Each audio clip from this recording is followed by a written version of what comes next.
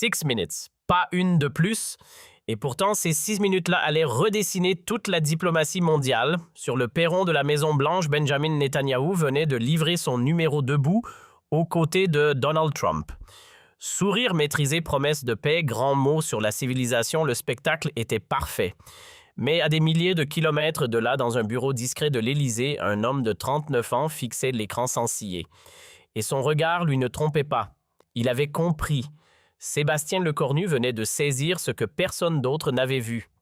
Un mot, un seul mot glissé dans le discours de Netanyahou, un mot qui allait tout faire basculer. Remontons 3 jours en arrière, lundi matin, Paris sous un ciel gris, une enveloppe scellée atterrit sur le bureau du premier ministre, tampon rouge, confidentiel défense, expéditeur le renseignement militaire français. Ce qu'il lit en ouvrant le dossier le fait immédiatement se redresser sur sa chaise. Le rapport décrit noir sur blanc ce qui se trame à Washington. Des sources croisées au sein du Mossad et de l'administration américaine sont formelles. Netanyahou s'apprête à accepter publiquement le plan de paix de Trump, mais en y laissant soigneusement des clauses de sortie. Des portes dérobées qui lui permettront le moment venu de relancer les opérations militaires quand bon lui semblera. Le piège est d'une élégance redoutable. Trump repart avec sa victoire médiatique.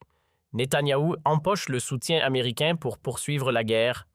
Et le monde ému applaudit un Israël qui chercherait sincèrement la paix. Sauf que Lecornu connaît l'homme. Il l'a côtoyé pendant ces années au ministère des Armées. Il a négocié face à lui, partagé des dîners diplomatiques à Tel Aviv comme à Paris. Il le sait mieux que personne, le premier ministre israélien est un survivant politique, un virtuose capable de dire une chose le matin et de faire exactement l'inverse le soir sans l'ombre d'un scrupule. Sauf que cette fois, l'enjeu dépasse largement les frontières d'Israël. Cette fois, Netanyahou ne se contente plus de manipuler son propre gouvernement, il manipule le président des États-Unis en personne. Et si Trump mord à l'hameçon, c'est toute l'Alliance atlantique qui va encaisser la facture. Lecornu ne perd pas une seconde. Il décroche son téléphone et appelle Jean-Noël Barrot, son ministre des Affaires étrangères. 3 heures, voilà le temps qu'il leur faut à deux pour disséquer ligne par ligne le plan de paix américain qui a fuité sur papier. Et sur le papier, justement, tout a l'air révolutionnaire, fin immédiate de la guerre, libération des otages, aide humanitaire massive, démilitarisation du Hamas, gouvernement technocratique temporaire à Gaza. Un rêve éveillé. Mais Lecornu lui voit les failles partout. Partout. Le plan stipule qu'Israël se retirera vers la ligne convenue. Très bien.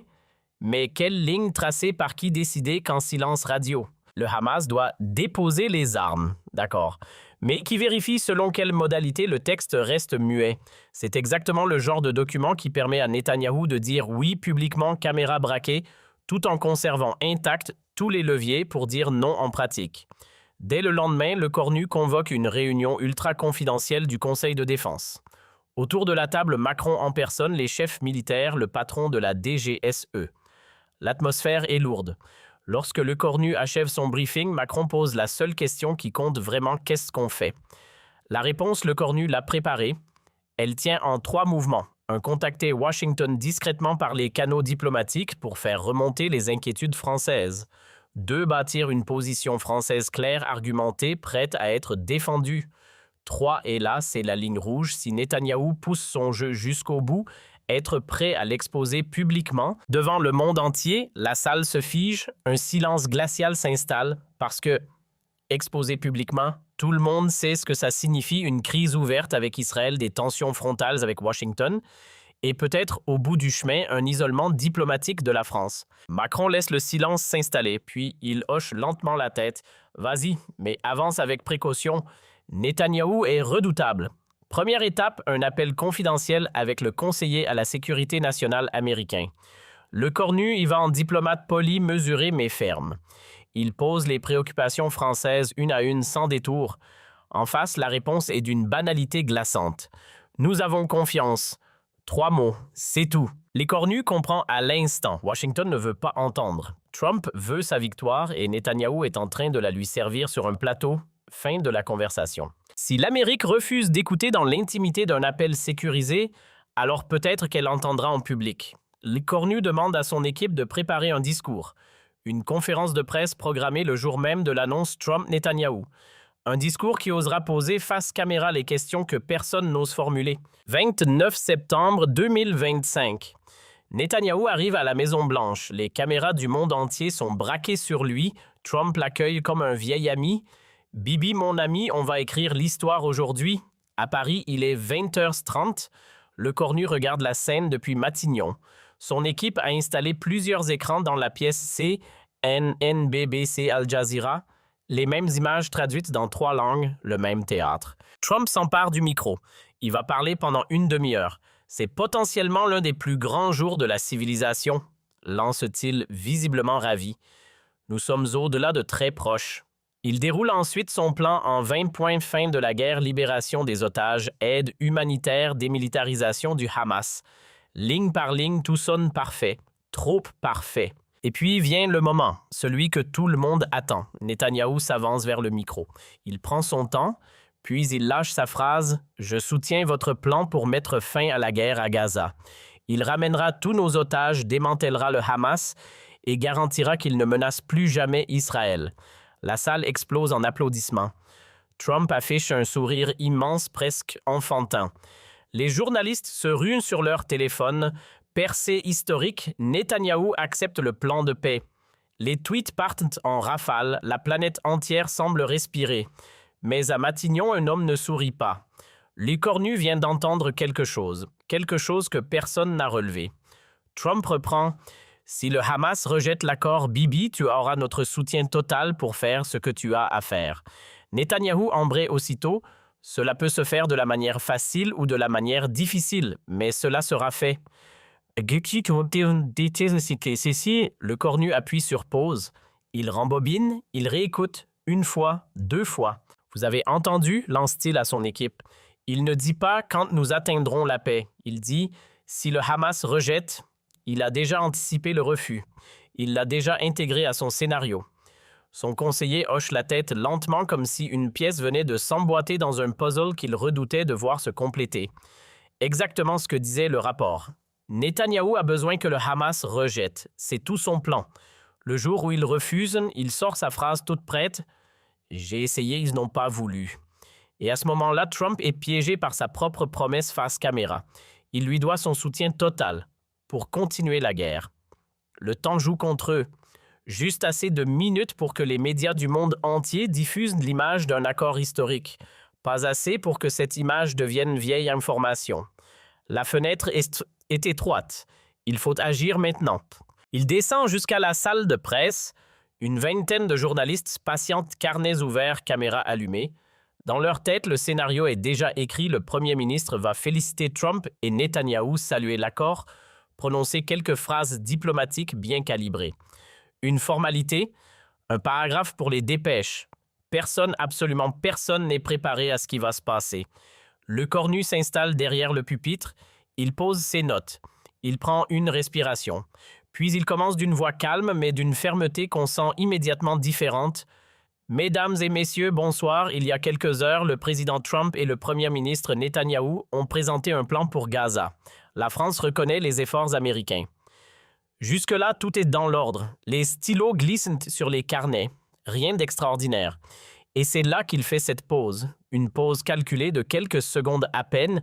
Puis, il prononce le mot qui va tout faire basculer. Cependant, la France a des questions sérieuses sur la sincérité de certains acteurs dans ce processus. D'un seul coup, la salle se redresse. Les têtes se relèvent. Les regards se croisent. En une seule phrase, le cornu vient de franchir une ligne rouge diplomatique que personne n'avait osé franchir depuis des décennies. Il ne s'arrête pas là. « J'ai lu ce plan attentivement, poursuit-il. Il contient des éléments positifs, je le reconnais. Mais il contient aussi de nombreuses ambiguïtés. Des ambiguïtés qui pourraient permettre à des partis de mauvaise foi de paraître engagés pour la paix, tout en conservant intacte leur capacité à poursuivre la guerre. » Puis il sort une feuille. Et là, il devient chirurgical. Le plan dit qu'Israël se retirera vers la ligne convenue. Quelle ligne qu'il a définie? Le plan ne le dit pas. Le Hamas doit déposer les armes. Qui vérifie comment le plan ne le dit pas? Un conseil de paix sera dirigé par le président Trump. Avec quel mandat, quel pouvoir, quelles limites? Le plan ne le dit pas. 3 questions, 3 silences. Trois trous béants dans un document que le monde entier venait d'applaudir, puis Lecornu lève les yeux. Il regarde droit dans l'objectif de la caméra principale. Et il pose la question qui va faire le tour de la planète en moins de 24 heures. La France a une question simple à poser au premier ministre Netanyahou. Pourquoi avez-vous dit « je soutiens votre plan » plutôt que « j'accepte votre plan » ? Pourquoi avez-vous dit « si le Hamas rejette » plutôt que « quand nous atteindrons la paix » ? Ces mots ne sont pas des accidents. Ces mots révèlent des intentions. Le silence dans la salle devient total, presque irréel. On entendrait une feuille tomber. Il faut bien mesurer ce qui vient de se passer. Un premier ministre français en poste depuis seulement 20 jours vient de remettre publiquement en cause la sincérité de Netanyahou.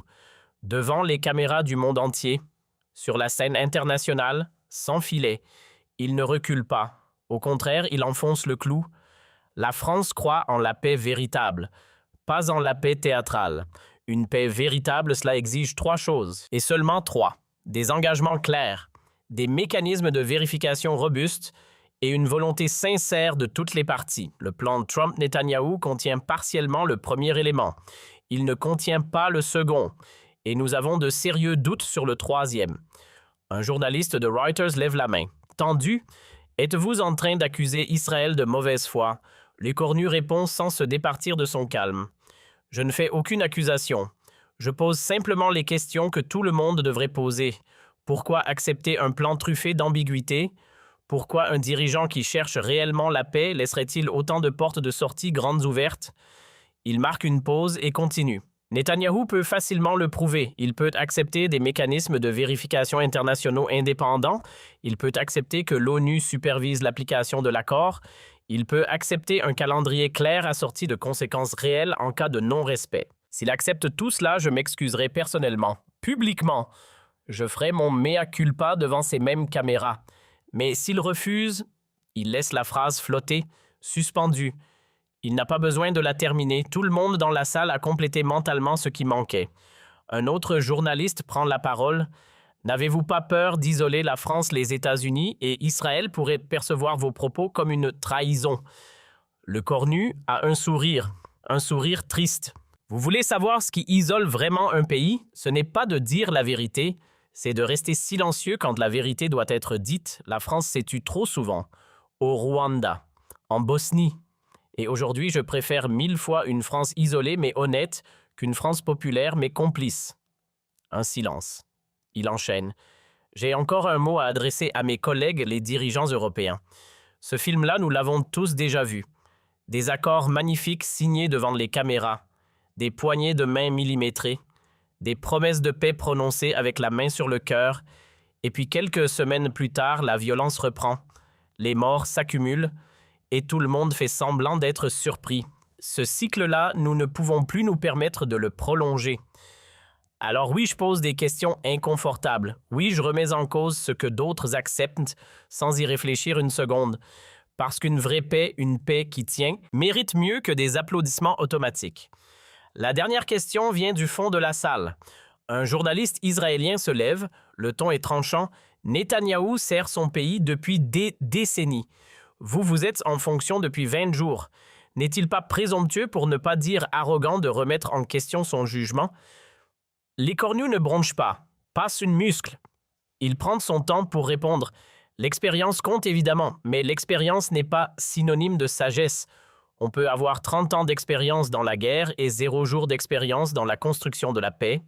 Netanyahou est sans aucun doute un survivant politique brillant. Mais savoir survivre en politique, ce n'est pas savoir conduire son peuple vers la paix. Ce sont 2 métiers différents. Il marque une pause, puis ajoute avec une pointe de sourire désarmant « Quant à mon âge, vous avez raison. Je suis jeune, je suis nouveau. Mais peut-être justement que c'est exactement ce dont ce conflit a besoin. Quelqu'un qui n'a pas encore été usé par des décennies de cynisme. » Lecornu quitte la salle direction les coulisses. Son équipe l'attend tendu. Les téléphones n'arrêtent plus. Reuters, l'AFP, toutes les rédactions du monde veulent une réaction, une précision, une phrase de plus. Un conseiller lève les yeux de son écran. Le cabinet de Netanyahou vient de sortir un communiqué officiel. Ils disent que vos propos sont profondément décevants. Lecornu hoche la tête presque indifférent. Il s'y attendait. Ce n'était qu'une question de minutes, et puis son téléphone personnel sonne. Numéro masqué, indicatif américain. Il décroche. La voix explose dans le combiné avant même qu'il ait pu dire bonjour. Sébastien, qu'est-ce que tu viens de faire? C'est Trump. Le ton est fort, mais surtout contrarié, presque blessé. J'ai dit la vérité telle que la France la voit, monsieur le président, répond Lecornu sans hausser la voix. N'est-ce pas ce que font les alliés entre eux? Les alliés se soutiennent, Sébastien. On vient d'annoncer un plan historique et toi, 1 heure plus tard, tu descends tout en direct à la télévision? Non. Ça ressemble plutôt à quelqu'un qui tient à vous, quelqu'un qui préfère vous dire la vérité plutôt que de vous regarder tomber dans un piège. Silence au bout du fil. Un long silence. Un piège. Tu es en train de me dire que Netanyahou est en train de me piéger, monsieur le président, avec tout le respect que je vous dois? Oui. Je pense qu'il vous utilise. Il se sert de vous pour obtenir une couverture diplomatique. Et avec cette couverture, il va continuer la guerre. Trump marque une pause. On sent qu'il réfléchit, qu'il pèse. Quand il reprend la parole, son ton a changé. Explique-moi. Lecornu inspire profondément. Voilà l'ouverture qu'il espérait. Monsieur le Président, reprenons tout depuis le début. Netanyahou arrive, il dit toutes les bonnes choses. Il accepte votre plan. Les médias vous couvrent de fleurs. Magnifique. Jusque-là, tout est parfait. Sauf si vous écoutez ces mots. Il a dit « Je soutiens votre plan ». Pas « j'accepte », pas « je m'engage », « je soutiens ». C'est flou. C'est non contraignant, un mot qui ne l'oblige à rien. Et ensuite, il glisse cette petite phrase si le Hamas rejette. Pourquoi si, monsieur le président, pourquoi pas quand nous atteindrons la paix? Parce qu'il s'attend à ce qu'il rejette, il le sait déjà. Et surtout, dans ce même échange, vous avez dit devant les caméras du monde entier, tu auras notre soutien total pour faire ce que tu as à faire. Monsieur le président, vous venez de lui signer un chèque en blanc, en direct. La suite. Il va maintenant tout faire pour que le Hamas rejette, et le jour où ils rejetteront, il se tournera vers vous et dira « Vous voyez, j'ai essayé, vous étiez témoin. Maintenant, je dois continuer la guerre, et vous avez promis de me soutenir. Vous serez piégé par votre propre promesse. » Le silence dure plusieurs secondes, un silence pesant, presque lourd de conséquences. Quand Trump reprend, sa voix n'est plus la même. Elle est troublée. Sincèrement troublé. Tu penses vraiment qu'il ferait ça? Monsieur le Président, je ne pense pas. Je sais. Nos services de renseignement ont intercepté des communications qui sortent directement du bureau de Netanyahou. Il a dit à ses proches en toutes lettres qu'il ne croit pas une seconde que le Hamas acceptera. Et que si jamais ils acceptaient, ils trouveraient un prétexte pour dire qu'ils violent les termes. C'est déjà prévu. Tout est déjà prévu.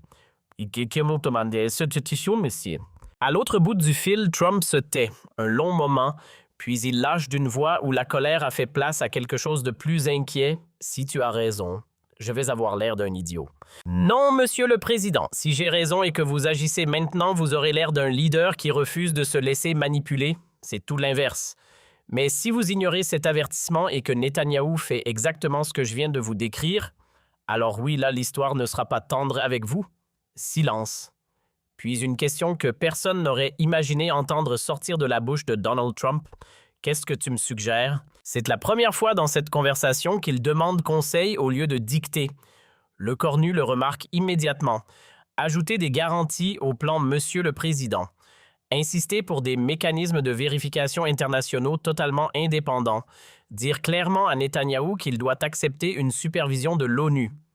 Et surtout clarifier publiquement que le soutien américain est conditionnel au respect réel de l'accord. Si vous faites cela, vous passerez dans l'histoire comme le président qui a vraiment apporté la paix au Moyen-Orient. Si vous ne le faites pas, vous y passerez comme celui qui s'est fait jouer par Netanyahou. Le choix est entièrement entre vos mains. Trump soupire, on l'entend distinctement même à travers la ligne. Tu joues à un jeu dangereux, Sébastien. Netanyahou est puissant, il a des amis partout, des amis riches, très riches. Je sais, monsieur le président, mais j'ai quelque chose qu'il n'a pas. J'ai raison. Et tôt ou tard, la vérité finit toujours par l'emporter. Un silence. Puis Trump reprend presque à voix basse. J'espère que tu sais ce que tu fais parce que si tu te trompes, tu vas passer pour un amateur arrogant. Et si j'ai raison, demande le cornu. Alors tu seras un héros, admet Trump, mais tu te seras aussi fait un ennemi mortel. Et Netanyahou, vois-tu, ne pardonne jamais. Je peux vivre avec ça, répond le cornu sans hésiter. Ce avec quoi je ne peux pas vivre, c'est de me taire et de regarder des milliers d'autres personnes mourir. Trump raccroche. Pas de au revoir, pas de bonne soirée, juste le clic sec d'une ligne qui se coupe. Quelques heures passent. À Matignon, personne ne dort, puis 2h30 du matin. Les premières infos commencent à tomber. CNN rapporte que Trump vient de convoquer une réunion d'urgence avec son équipe à la Maison-Blanche. Les téléphones se réveillent. L'équipe de l'Écornu se regarde. Quelque chose est en train de bouger. 4h15 du matin. L'impossible se produit. La Maison-Blanche publie un communiqué de clarification. Le texte est court, mais chaque mot a été pesé. Trump, peut-on y lire, s'attend à ce que toutes les parties, y compris Israël, respectent pleinement les termes de l'accord. Et surtout, le soutien américain est conditionnel à une mise en œuvre réelle et vérifiable. Ce n'est pas exactement ce que l'Écornu avait demandé. Non, ce n'est pas la déclaration totale cinglante qu'il espérait secrètement, mais c'est un pas, un vrai pas dans la bonne direction. Et surtout, c'est un signal. Un signal clair, Trump a entendu l'avertissement. À Tel Aviv, il est 5h15 du matin. Netanyahou lit la déclaration de la Maison-Blanche mot après mot. Il n'a pas fermé l'œil de la nuit. Et il sait exactement ce qui vient de se passer. Ce jeune premier ministre français, ce quasi-inconnu dans les cercles internationaux, venait de réussir quelque chose que personne n'avait osé tenter avant lui. Il l'avait défié publiquement en direct à la télévision. Et pire encore, il avait fait douter Trump. Le « Bibi, mon ami » de la veille au soir commençait déjà à se fissurer. 10h10. Netanyahou convoque une conférence de presse à Jérusalem. Le visage fermé, grave, presque théâtral, il s'avance devant les caméras. Je viens d'apprendre que le premier ministre français a choisi de remettre en question la sincérité d'Israël dans notre quête de paix. Je trouve cela profondément troublant. La France prétend être un ami, mais choisit précisément ce moment pour semer le doute. La salle écoute, mais un journaliste français, au fond, ne le laisse pas finir. Il interrompt. Monsieur le Premier ministre Lecornu n'a pas remis en cause le droit d'Israël à la sécurité. Il a posé des questions très précises sur les ambiguïtés du plan. Pouvez-vous y répondre point par point? Netanyahou pose sur lui un regard froid. Un regard qu'on ne voit que chez les hommes habitués à dominer par le silence et le mépris. Je ne prends pas de leçon de paix d'un homme qui est au pouvoir depuis 20 jours. Savez-vous combien de crises j'ai gérées en 30 ans de carrière? Mais le journaliste insiste. Un autre prend le relais. Le premier ministre Lecornu parle de mécanismes de vérification. Que répondez-vous sur ce point précis? Netanyahou hausse les épaules presque agacé. Des mécanismes de vérification. Laissez-moi vous rappeler une chose, nous avons déjà essayé. Nous avons eu l'ONU à notre frontière. Ils ont regardé le Hezbollah s'armer sous leurs yeux. Ils ont regardé le Hamas construire des tunnels sous leurs yeux. Ils n'ont rien fait, absolument rien. Un autre journaliste plus direct encore, accepteriez-vous, oui ou non, une supervision internationale véritablement indépendante? Netanyahou secoue la tête, sans hésitation. La seule garantie de la sécurité d'Israël, c'est Israël. Nous ne confierons jamais notre survie à des bureaucrates de l'ONU qui votent contre nous à chaque occasion. Et voilà. C'est exactement mot pour mot la réponse que l'Écornu avait prédite la veille. Les journalistes commencent à le remarquer. Sur Twitter, en temps réel, les analystes pointent déjà du doigt la contradiction qui vient d'éclater en direct. Netanyahou dit vouloir la paix, mais refuse catégoriquement toute garantie qui permettrait justement de vérifier cette paix. À Paris, Lecornu regarde la conférence en direct. Pas de sourire, pas de satisfaction. Juste un constat murmuré à voix basse. Aucune concession. Il est en train de se piéger tout seul. Son conseiller à côté de lui fixe l'écran. Plus il refuse la supervision internationale, plus il confirme vos soupçons, monsieur le Premier ministre. Lecornu hoche la tête, mais il y a quelque chose dans son regard qui dit qu'il voit plus loin. Oui, mais regardez comment il le fait. C'est là que Netanyahou est fort. Il ne dit jamais non catégoriquement. Il ne claque pas la porte. Il dit « nous avons essayé et ça n'a pas marché ». C'est beaucoup plus subtil, beaucoup plus dangereux, parce que ça donne l'impression qu'il est raisonnable, qu'il est un homme ouvert mais échaudé par l'expérience. Les 48 heures qui suivent vont être décisives. Pendant ce temps, à Doha, les médiateurs du Qatar et de l'Égypte rencontrent les représentants du Hamas pour leur présenter le plan. Le monde entier retient son souffle. Les chancelleries attendent, les rédactions préparent leurs pages. À Matignon, Lecornu n'a pas besoin d'attendre. Il sait déjà, il sait ce qui va se passer. 1er octobre, 16 heures, l'annonce tombe, le Hamas rejette le plan. Les raisons invoquées. Elles sont listées une par une dans leur communiqué officiel. Le plan ne garantit pas la fin de l'occupation. Il ne reconnaît pas clairement le droit à un État palestinien. Il n'inclut aucun mécanisme empêchant Israël de reprendre les opérations militaires quand bon lui semblera. C'est exactement point par point ce que Lecornu avait anticipé lors de sa conférence de presse. Exactement les failles qu'il avait pointées du doigt. Exactement les trous par lesquels le rejet allait s'engouffrer. 18 heures. Lecornu descend dans la salle de presse de Matignon. Il prend la parole pour une courte déclaration. Quelques minutes, pas plus, mais cette fois le ton a changé. Pas de colère, pas le moindre, je vous l'avais dit. Aucune satisfaction dans sa voix. Juste une tristesse profonde, presque une lassitude. Celle d'un homme qui avait raison et qui aurait tellement préféré avoir tort. Le Hamas a rejeté le plan. Une phrase, 6 mots, puis un silence. J'aurais voulu avoir tort. Je le dis sincèrement du fond du cœur, j'aurais préféré avoir été trop sévère, trop pessimiste. Mais les événements ont malheureusement confirmé mes pires craintes. Il lève les yeux, regarde la salle. Il y a 2 jours, j'ai posé des questions très précises. Ces questions sont restées sans réponse. Et aujourd'hui, le Hamas rejette le plan pour exactement les raisons que j'avais soulevées. Exactement. Un temps. Certains diront que le Hamas rejette parce qu'il ne veut pas la paix. C'est peut-être vrai. C'est même probablement vrai. Mais si nous avions vraiment voulu leur retirer cette excuse, nous aurions dû leur présenter un plan sans la moindre faille, un plan si clair, si juste, si solide qu'aucune partie au monde n'aurait pu le rejeter sans apparaître immédiatement comme l'obstacle à la paix. Or, ce plan-là, il a été écrit avec les failles en prime. Sa voix monte légèrement. Et maintenant, que va-t-il se passer? Je vais vous le dire. Netanyahou va prendre la parole et dire « Vous voyez, j'ai essayé, le Hamas a refusé, maintenant je dois continuer la guerre. » Et Trump, lié par sa promesse publique, se sentira obligé de tenir son chèque en blanc. C'est exactement le scénario que j'ai décrit il y a 48 heures, mot pour mot. La France, elle ne s'arrêtera pas là. Nous allons continuer à exiger une paix véritable. Nous allons proposer notre propre cadre avec de vraies garanties internationales. Et nous allons continuer à dire la vérité même quand elle dérange, même quand elle isole, parce que c'est cela le vrai leadership. Dans les semaines qui suivent, l'analyse de Lecornu se confirme ligne après ligne. Netanyahou annonce comme prévu que puisque le Hamas a rejeté le plan Israël, n'a pas d'autre choix que de poursuivre les opérations militaires. Le discours était écrit à l'avance.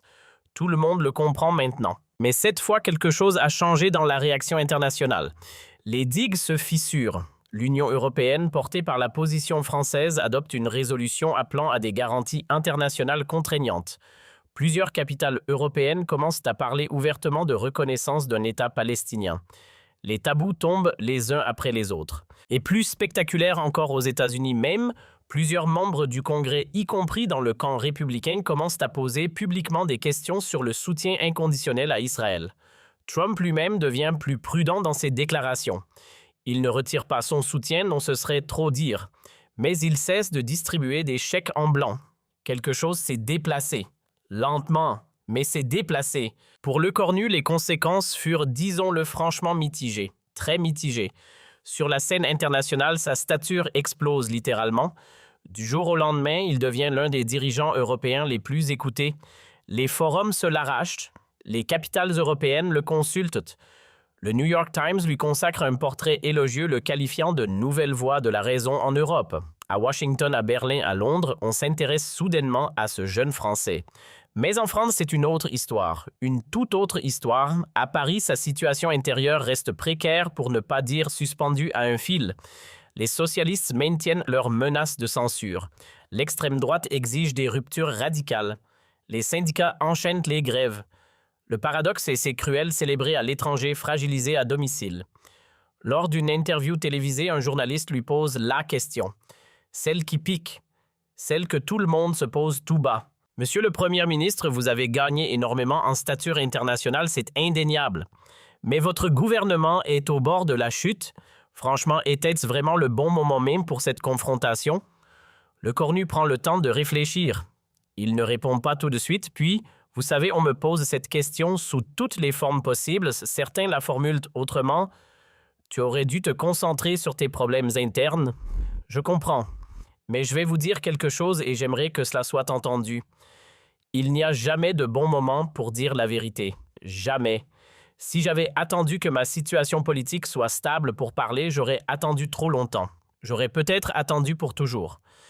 Le leadership, ce n'est pas attendre le moment parfait. Le moment parfait, il n'existe pas. Le leadership, c'est faire ce qui est juste au moment où c'est nécessaire, quelles que soient les conséquences personnelles. Il marque une pause, puis il poursuit et cette phrase-là, le pays entier va la retenir. Et oui, peut-être que cela me coûtera mon poste. Peut-être que dans 2 semaines, je ne serai plus Premier ministre. C'est possible, c'est même probable. Mais au moins quand je partirai en sachant que j'ai dit la vérité quand elle devait être dite. L'interview sera vue des millions de fois dans les jours qui suivent, reprise, partagée, commentée. Et c'est là que se produit quelque chose d'étrange, presque d'inexplicable. Les sondages de l'écornu qui étaient en chute libre depuis des semaines se mettent à remonter. Pas timidement, non, franchement. Les Français, y compris ceux qui ne partagent pas toutes ces politiques, commençaient à voir en lui quelque chose qu'ils n'avaient pas vu depuis longtemps dans leur vie politique, quelqu'un qui dit ce qu'il pense, quelqu'un qui tient ses positions sous pression, quelqu'un qui ne plie pas. Et puis il y a le 3 janvier 2026, 4 mois jour pour jour après la conférence de presse historique du 29 septembre. Et là, il se produit quelque chose de proprement extraordinaire. L'Arabie saoudite prend la parole. Riyad annonce officiellement qu'elle soutient la proposition française de garantie internationale et qu'elle est prête à y contribuer financièrement à hauteur de plusieurs milliards, un tremblement de terre géopolitique. Mohammed Ben Salman, l'homme fort de Riyad, vient de s'aligner publiquement, non pas sur les États-Unis, mais sur la France. Ce jour-là, les équilibres viennent de basculer. Le téléphone sonne à Matignon. Au bout du fil, une voix posée formelle, presque protocolaire. « Monsieur le Premier ministre, Son Altesse Royale, le Prince héritier, souhaite vous inviter à Riyad. Il aimerait discuter d'une initiative conjointe. Quand pourriez-vous faire le déplacement? » Le cornu consulte son agenda. La semaine qui s'ouvre est cruciale. Budget, vote de confiance, réunion européenne, tout est calé au millimètre. Refuser serait de la sagesse politique. Accepter, c'est prendre un risque de plus. Mais il sait une chose, cette opportunité-là ne repassera pas. Je peux être là dans 3 jours. 6 janvier, l'avion de l'écornu se pose à Riyad. L'accueil est hors norme. Tapis rouge, protocole royal, cortège d'honneur. Le message est clair, avant même la première poignée de main, l'Arabie saoudite ne le reçoit pas comme un visiteur, mais comme un partenaire. Le lendemain, réunion avec Mohammed Ben Salman. La rencontre est prévue pour durer 1 heure. Elle durera 5. Personne dans les équipes diplomatiques n'avait anticipé ça. Les 2 hommes se trouvent très vite. Ils parlent le même langage. 2 réformateurs qui n'ont pas peur des risques. 2 dirigeants fatigués du statu quo, fatigués des demi-mesures, fatigués des grandes phrases sans conséquence. À un moment, MBS se penche et lâche. Vous avez fait quelque chose que personne n'avait osé faire. Vous avez dit tout haut ce que nous pensions tous. Mais maintenant, dire la vérité ne suffit plus. Il faut passer à l'étape d'après. Il faut créer une alternative, une vraie. De cette conversation va naître l'initiative Riyad-Paris. Le cadre est ambitieux, très ambitieux. Une force internationale de 10 000 soldats déployés à Gaza. Un calendrier précis en 5 phases avec des échéances claires. Des garanties de sécurité fermes pour Israël. 50 milliards de dollars sur 10 ans pour reconstruire Gaza pierre par pierre. Et surtout, la pièce maîtresse, un mécanisme de vérification entièrement transparent avec des rapports publics mensuels consultables par n'importe quel citoyen du monde. C'était exactement tout ce que le plan de Trump-Netanyahou n'était pas. Clair, contraignant, vérifiable. 15 janvier. Le cornu présente l'initiative à Bruxelles devant les partenaires européens. La réaction des chancelleries est partagée. Certains applaudissent, d'autres s'inquiètent. D'autres encore préfèrent attendre de voir comment Washington va réagir avant de prendre position. Mais pendant que les gouvernements hésitent, quelque chose d'imprévu se met en marche. La société civile européenne, elle ne doute pas. Dans 12 capitales, des manifestations de soutien éclatent dans la même semaine. Une pétition en ligne franchit la barre des 2 300 000 signatures en quelques jours. Le hashtag Riyad Paris Force devient viral, dépasse les frontières du continent, gagne le monde arabe, l'Amérique latine, l'Asie. Le peuple lui a déjà tranché. 20 janvier, le Cornu fait quelque chose qu'aucun premier ministre n'avait fait avant lui. Il oublie les circuits officiels, les conférences de presse calibrées, les canaux médiatiques traditionnels. Il enregistre une vidéo de 10 minutes seul face caméra avec des mots simples. Et il la publie directement sur YouTube.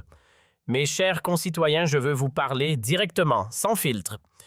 Il y a 4 mois, j'ai dit que le plan de Trump n'était pas assez solide. Beaucoup m'ont critiqué, beaucoup m'ont traité d'arrogant.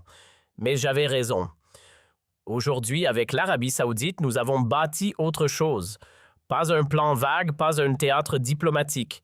Un cadre concret avec de vraies garanties. Je ne peux pas vous promettre que ça réussira. Je ne sais pas.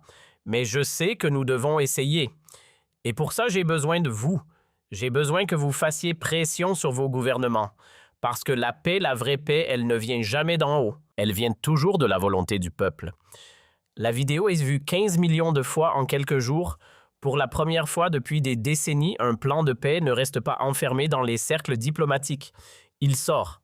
Il vit. Il captive l'imagination populaire. 1er février, le Conseil de sécurité de l'ONU doit voter sur l'initiative Riyad Paris. C'est le test, le vrai, celui dont tout dépend. La veille du vote, le Cornu reçoit 3 appels. 3 appels qui vont tout décider. Le premier arrive en début de soirée. C'est Trump. Pas de préliminaire, il entre directement dans le vif. Tu sais que je ne peux pas soutenir publiquement ta proposition. Ça aurait l'air d'admettre que mon plan à moi était insuffisant. Le Cornu s'y attendait. Il répond calmement. « Monsieur le Président, je ne vous demande pas de la soutenir. Je vous demande simplement de ne pas utiliser votre veto. C'est tout. Laissez la communauté internationale décider par elle-même. » Un long silence à l'autre bout du fil. Trump pèse le pour le contre. « Si je fais ça, Netanyahou va me massacrer politiquement. Tu le sais ça. » Peut-être, admet le Cornu. Mais l'histoire, elle ne vous jugera pas sur les attaques de Netanyahou. Elle vous jugera sur les résultats. Est-ce que vous voulez vraiment être le président qui a bloqué une chance de paix parce qu'il avait peur d'un premier ministre israélien? Nouveau silence. Plus long encore. Puis enfin cette phrase qu'aucun conseiller n'aurait pu prédire. « Tu sais quoi, gamin, tu as des couilles. » D'accord. Je n'utiliserai pas mon veto. Les États-Unis s'abstiendront. Le Cornu ferme les yeux une seconde. C'est mieux, infiniment mieux que tout ce qu'il osait espérer. Le deuxième appel arrive quelques heures plus tard. Numéro israélien. C'est Netanyahou en personne. Leur toute première conversation directe.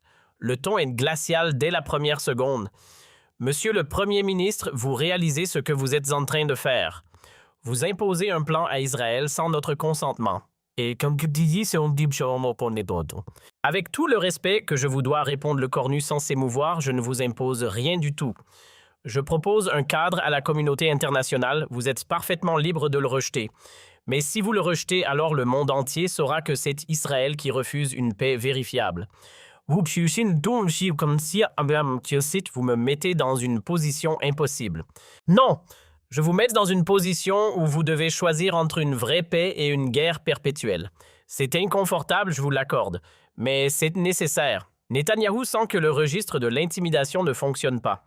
Il change aussitôt de tactique. La voix se fait soudain plus chaude, presque amicale. Écoutez, Sébastien, soyons pragmatiques entre hommes politiques.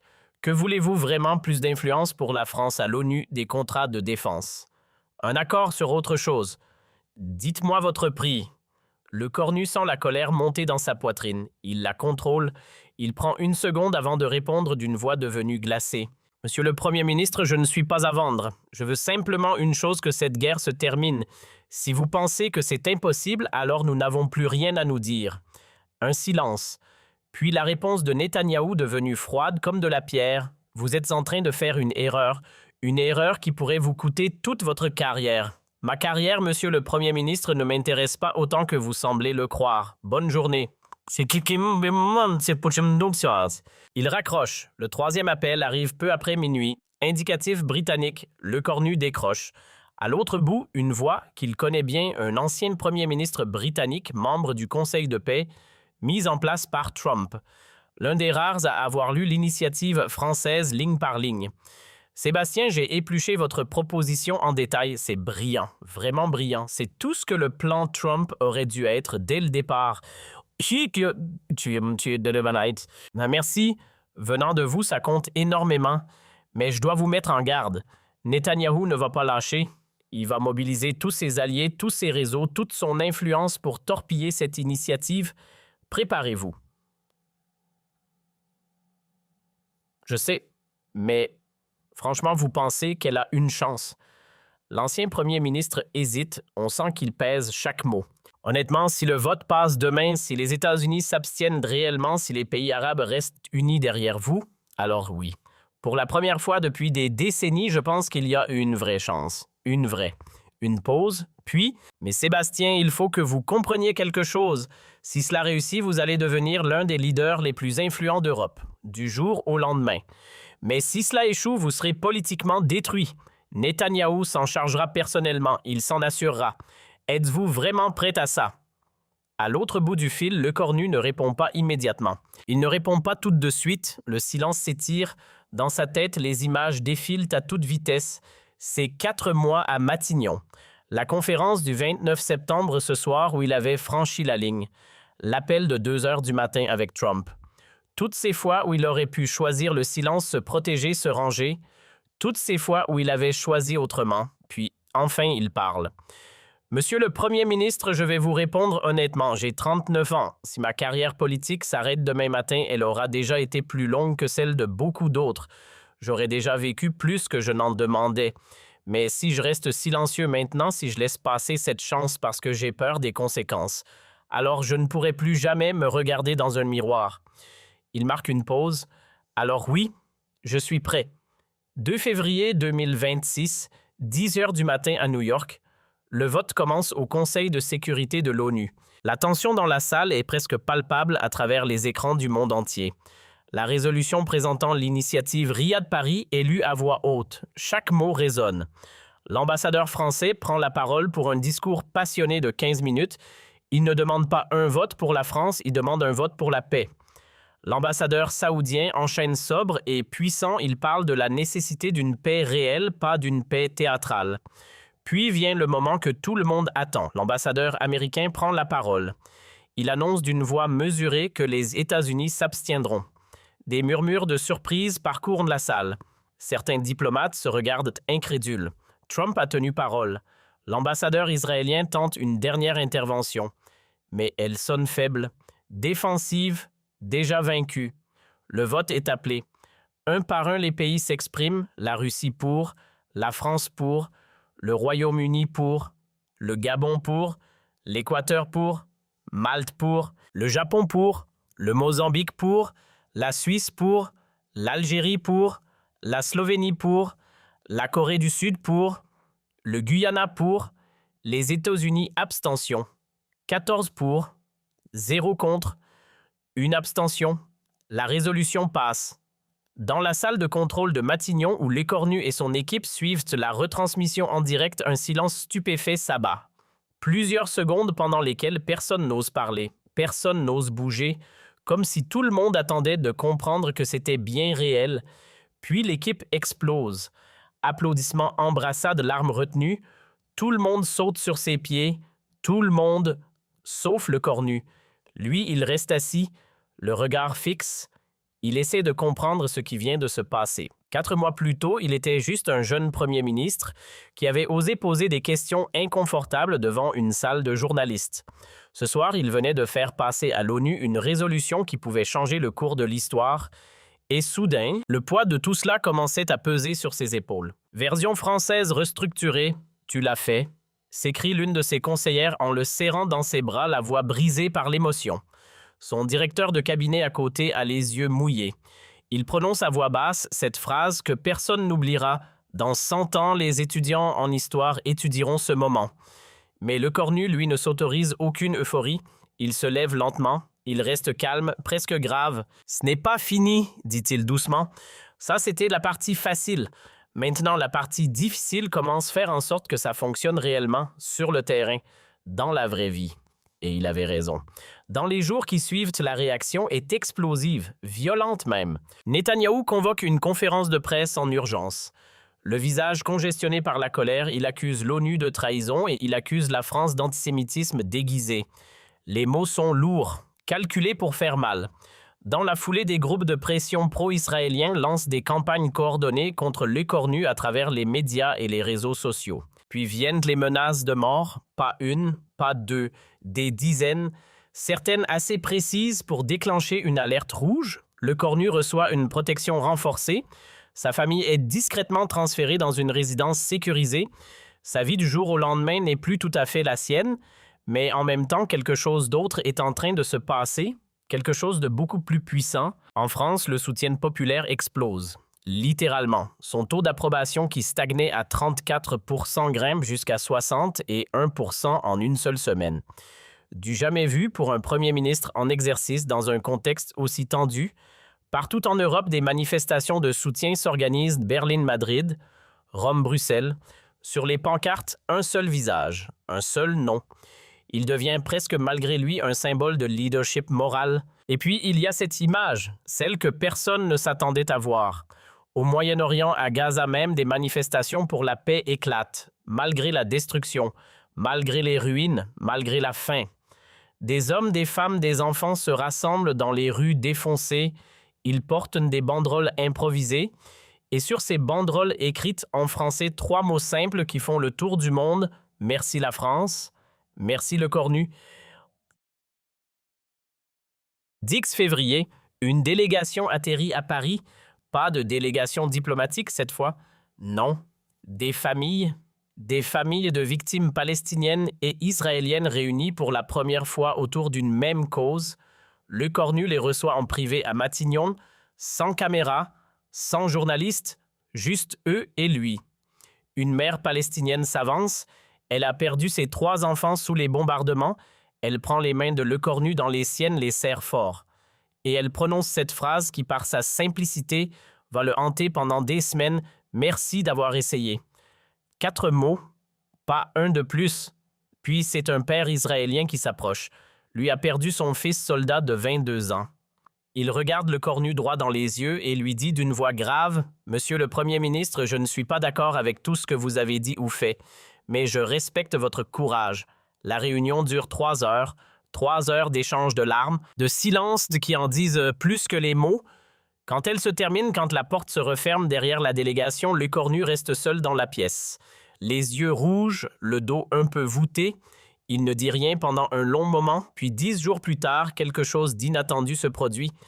20 février. Netanyahou accorde une interview. Le ton a changé. Ce n'est plus l'homme en colère qui accusait la France d'antisémitisme 3 semaines plus tôt. C'est quelqu'un d'autre. Quelqu'un qui visiblement a senti que le vent tournait. Écoutez, dit-il, je continue de penser que l'initiative française comporte de sérieux problèmes. Mais peut-être qu'on peut en discuter. Peut-être qu'il y a certains éléments sur lesquels nous pouvons négocier. C'est la première fissure, la toute première, dans un mur qu'on croyait infranchissable. Dans les semaines qui suivent, des négociations discrètes s'ouvrent. 3 tables en parallèle, la France, l'Arabie saoudite et l'Égypte d'un côté, Israël et les États-Unis de l'autre, et le Hamas par l'intermédiaire du Qatar en coulisses. Le travail est épuisant, laborieux, compliqué. Les obstacles s'accumulent à chaque paragraphe. Mais c'est un processus, un vrai processus. Et surtout, c'est autre chose que la guerre. 15 mars 2026, exactement 6 mois jour pour jour après la conférence de presse historique de l'écornu. Un accord préliminaire est signé. Il n'est pas parfait, loin de là. Il reste des points de désaccord, des zones grises, des formulations que chacun lit différemment. Mais c'est un commencement, un vrai. L'écornu est officiellement invité à la cérémonie de signature. Il décline. « Ce n'est pas mon accord », explique-t-il simplement. « C'est l'accord de tous ceux qui ont travaillé pour la paix dans l'ombre, souvent sans reconnaissance. Je ne vais pas leur voler ce moment. » Il regarde la cérémonie depuis Matignon seul devant un écran, comme il l'avait fait 6 mois plus tôt devant le spectacle Trump-Netanyahou. Mais cette fois, l'histoire était différente. Quand les dernières signatures sont apposées, son assistante se tourne vers lui, presque à voix basse. « Comment tu te sens ?» Le cornu reste silencieux. Un long moment, trop long peut-être. Puis il finit par répondre d'un mot, un seul. Soulagé, pas fier, pas triomphant, pas victorieux. Juste soulagé. Soulagé à l'idée que peut-être maintenant un peu moins de gens vont mourir. Cette nuit-là, seul dans son appartement, la ville endormie, il sort d'un tiroir une enveloppe froissée. À l'intérieur, la lettre d'une femme de Gaza qui avait perdu toute sa famille. Il la relit, lentement, ligne après ligne, comme la première fois. Il se demande si elle est toujours en vie, si elle sait ce qui vient de se passer, si elle a vu ne serait-ce qu'une seconde son propre nom écrit sur une banderole quelque part pour quelqu'un comme elle. Il ne le saura probablement jamais, mais il sait une chose, une seule, et c'est peut-être la plus importante. Il a fait ce qu'il pensait être juste. Il a dit la vérité alors que le mensonge aurait été tellement plus facile. Il a tenu ses principes alors que le compromis aurait été tellement plus confortable. Il a risqué sa carrière alors que le silence aurait été tellement plus sûr. Et parfois, dans la vie d'un homme politique, c'est tout ce qu'un dirigeant peut faire. Rien de plus, mais surtout rien de moins. 3 mois plus tard, juin 2026, une scène à La Haye, Sébastien Lecornu se tient sous les projecteurs. Il vient de recevoir une distinction internationale pour leadership moral et courage diplomatique. La salle l'écoute debout, attentive, et dans son discours, il prononce cette phrase, une phrase qui résume à elle seule tous les mois écoulés. On me demande souvent comment j'ai eu le courage de défier Netanyahou, de questionner Trump, de risquer ma carrière pour un simple principe, et ma réponse est toujours la même. Il marque une pause. Je n'ai pas eu de courage, j'ai juste refusé d'être lâche. Un silence. Puis il continue, parce que le courage, ce n'est pas l'absence de peur. Le courage, c'est faire ce qui est juste malgré la peur. Si je n'avais pas parlé ce soir du 29 septembre, si j'avais laissé passer cette mascarade sans rien dire, j'aurais peut-être sauvé ma carrière. Peut-être. Mais j'aurais perdu mon âme. Il reprend d'une voix plus basse, plus grave. Il y a quelques mois, j'ai dit une phrase que beaucoup m'ont reprochée. J'ai dit que Netanyahou avait trompé Trump, mais qu'il ne pouvait pas me tromper moi. Et je veux être honnête avec vous ici ce soir, ce n'était pas parce que j'étais plus intelligent qu'un autre. Pas du tout. C'était simplement parce que je ne voulais pas être trompé. Je ne voulais pas croire aux mensonges confortables plutôt qu'à la vérité difficile. C'est tout. Il laisse cette phrase flotter dans la salle quelques secondes. Et c'est la seule leçon que j'espère sincèrement que les gens retiendront de tout cela. Ne laissez jamais les puissants vous manipuler. Posez des questions. Exigez des preuves. Tenez vos dirigeants responsables. Toujours. Parce que la démocratie, voyez-vous, ne meurt jamais en un seul jour. Ce serait trop simple. Elle meurt lentement, petit bout par petit bout. Chaque fois que nous acceptons un mensonge par confort, chaque fois que nous restons silencieux par peur, c'est là exactement là qu'elle s'éteint. Un silence. Il marque une pause, puis reprend avec une pointe d'autodérision dans la voix. Je suis Premier ministre depuis 9 mois. Dans quelques semaines, peut-être dans quelques mois, je pourrais très bien ne plus être à ce poste. La politique française, disons qu'elle reste imprévisible. Un rire parcourt la salle. Mais peu importe combien de temps je resterai encore au pouvoir, je saurai moi que pendant un bref moment, un court instant, j'ai pu faire une différence. J'ai pu dire la vérité. J'ai pu tenir tête à des gens beaucoup plus puissants que moi. Sa voix se fait plus douce. Et si quelque part ce soir, une jeune femme, un jeune homme regarde ce qui s'est passé ces derniers mois et se dit en son fort intérieur « Moi aussi, je peux avoir ce courage », alors rien que pour ça, tout cela en aura valu la peine. Absolument tout. Il lève les yeux vers la salle. Parce qu'à la fin, voyez-vous, nous ne serons pas jugés sur le nombre d'années que nous aurons passé au pouvoir. Nous serons jugés sur ce que nous aurons fait de ce pouvoir, sur les choix que nous aurons osés, sur les silences que nous aurons refusés. Et moi j'espère, non, je prie que quand mon heure viendra, je pourrai dire simplement en regardant derrière moi, j'ai fait ce que je pensais être juste, quelles qu'en soient les conséquences. La salle se lève, debout, une standing ovation qui semble ne jamais vouloir s'arrêter. Les applaudissements déferlent comme une vague.